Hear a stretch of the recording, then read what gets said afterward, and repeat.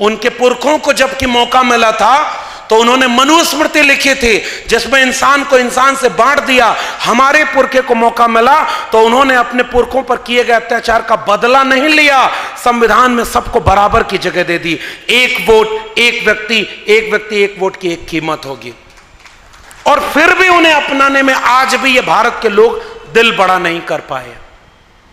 और दावे से कहता हूं कि आप अकेले में बैठकर अपने किसी भी ऐसे मित्र से जिसके जहन में मनुस्मृति है, उससे पूछेगा कि अंबेडकर का मतलब क्या है, वो आपको समझाएगा।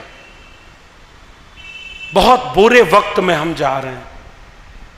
एक समय ऐसा आने वाला है कि वो ताकतें जो इसे नागपुर से निकल करके ये बात देश को समझा रही हैं कि बुद्ध विष्णु के अवतार थे, कल एक दिन ऐसा आएगा कि अंबेडकर को भी अवतार बना देंगे। क्योंकि देखो, अब अंबेडकर फूले पेरियार को मिटा तो नहीं सकते, इसलिए अप्रोप्रिएट कर लेंगे, मूर्ति लगाएंगे वो, और आपका वोट लेके जाएंगे आपकी जाति के लोगों को आगे करके।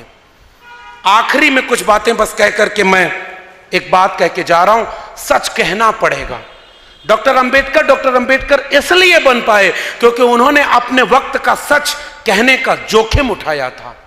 भले ही वो गोलमेज सम्मेलन हो, भले ही यहां की कोई सम्मेलन हो, आमने सामने बैठ करके साफ तौर पे कहते थे कि आप जो लड़ाई लड़ रहे वो हमारे लोगों की मुक्ति के लिए नहीं लड़ रहे। और इसलिए आज हमें अगर अंबेडकर की बात करनी है तो हमें अपने वक्त का सच कहना होगा कि आज का राजा जालिम है, तानाशाह है। एक कहानी शायद आप लोगों ने सुनी होगी। एक राजा बहुत तानाशाह था, वो उसके डर से उसके राज्य में कोई नहीं बोलता था, और उसके जितने दरबारी थे वो चापलूस थे। राजा कुछ भी कहे सब जी हां जी हां।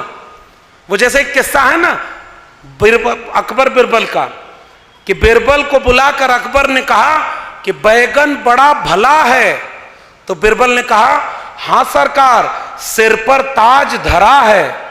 थोड़ी देर बाद स्विंग हुआ मूड, अकबर बुला के बिरबल से कहते हैं बिरबल बैगन बड़ा बुरा है।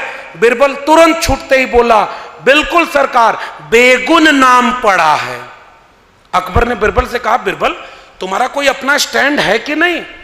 मैं कह रहा हूं भला है तो तू कह रहा है भला है, मैं कह रहा हूं बुरा है तो तू उसको भी कह रहा है बुरा है। बिरबल पलट के बोलता है सरकार मैं बैगन की नौकरी थोड़ी ही करता हूं। चापलूसी का यह आलम होता है।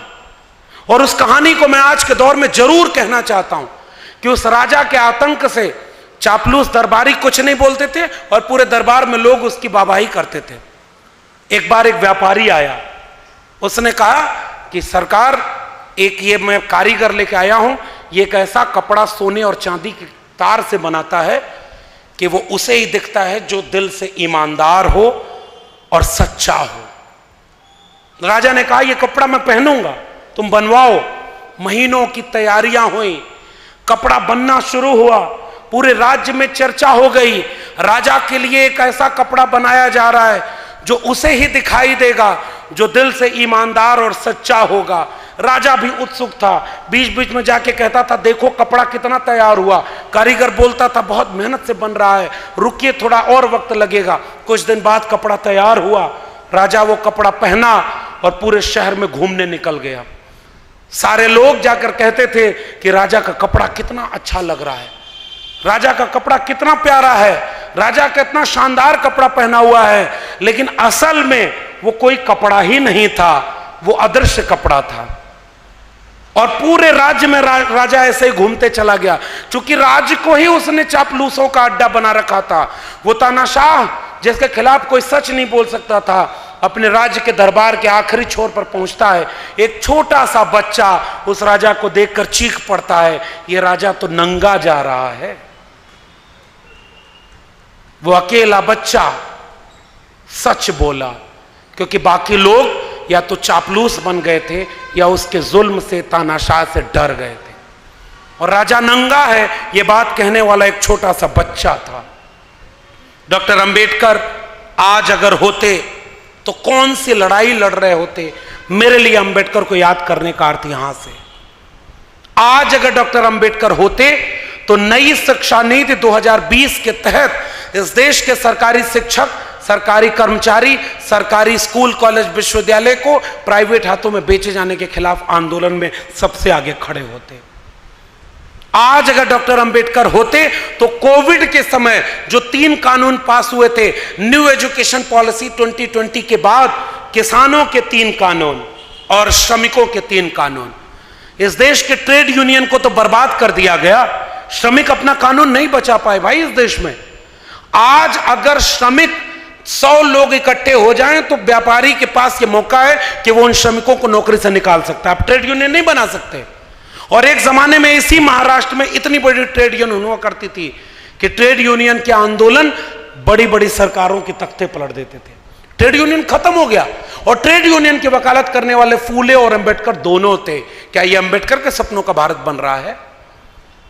इसलिए मैं कह रहा हूं कोविड की आड़ में श्रमिक कानूनों में संशोधन हुआ है, कोविड की आड़ में न्यू एजुकेशन पॉलिसी बदल दी गई है और कोविड की आड़ में 3 कृषक कानून पास कर दिए गए। एक ऐसा डॉक्टर इस देश में बैठा हुआ है जो मरीज को केवल भाषण पिला रहा है कि हम तुम्हारा इलाज कर रहे हैं। किसानों, ये कानून तुम्हारे हित में हम लाए हैं। विद्यार्थी और शिक्षकों, नई शिक्षा नीति तुम्हारे हित में हम ले आए हैं। और तमाम लोग, ये शिक्षा नीति हम तुम्हारे मजदूरों के हित में ले आए। यानी जिसका फायदा किया जा रहा है उसी को समझाया जा रहा है कि भले तुम्हारी बीमारी ठीक नहीं हो रही है, लेकिन मैं भाषण और हर रविवार मन की बात सुना रहा हूं, इससे तुम महसूस करो कि तुम बीमारी से ठीक हो रहे हो और आपकी बीमारी बढ़ती जा रही है। इसलिए डॉक्टर अंबेडकर को याद करना मेरे लिए ऐसे व्यक्ति को याद करना है जिसने इस मुल्क में आइडिया ऑफ इंडिया का ख्वाब देखा था। कबीर साहब ने लिखा है, कबीरा कहे ये जग अंधा। किसके लिए कहा था?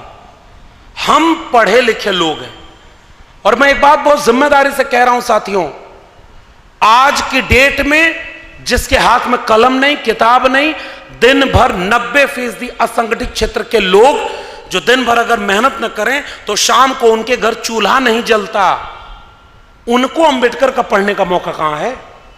उनको यह बात कैसे पता होगी कि भारत का संविधान कैसे बर्बाद किया जा रहा है, कैसे इस देश में दंगा, सांप्रदायिक मंदिर मस्जिद की लड़ाई के नाम पर शिक्षा रोजगार बर्बाद किया जा रहा है। फिर जिम्मेदारी किसकी है? जिसके हाथ में कलम और किताब है। फिर जिम्मेदारी किसकी है? जिसने भारत के संविधान का लाभ लिया है। फिर जिम्मेदारी किसकी है? जिसे पता है कि गलत हो रहा है। और अगर हमें पता है कि गलत हो रहा है फिर भी हम अगर चुपचाप सब होता हुआ देख रहे हैं तो माफ करिए, हम अपनी जिम्मेदारी पूरी नहीं निभा रहे। आपने हमें बुलाया, इतने बड़े होटल में ठहराया, इतना पैसा खर्च किया, ऐसे कार्यक्रमों की जरूरत है क्योंकि कुछ साल पहले यहां ऐसे लोग का ऐसे कार्यक्रम में नहीं कर पाते रहे।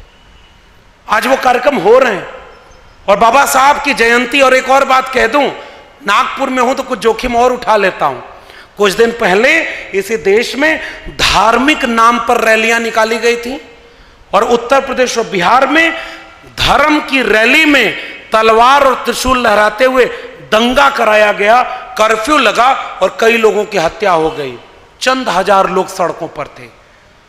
14 अप्रैल को इस देश ही नहीं दुनिया में करोड़ों लोग सड़कों पर उतरकर शोभा यात्रा और रैली किए। अखबार में कहीं खबर छपी हो कि अंबेडकर जयंती के दिन एक चींटी भी आहत हो गई हो तो मुझे दिखा दीजिएगा। यह फर्क है दोनों विचारधाराओं में। और आज इस देश में धर्म संसद के नाम पर आपके सामने कहा जा रहा है, हिंदुओं तुम खतरे में हो, चाकू तेज करो, तलवार तेज करके अपने घर में रखो।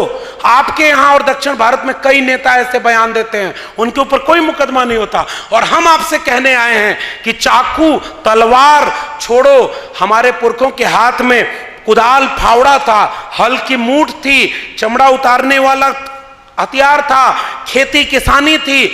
हजारों हजार साल तक उन्होंने वही सब किया, तब जाकर कोई फूले अंबेडकर पेरियार हुआ।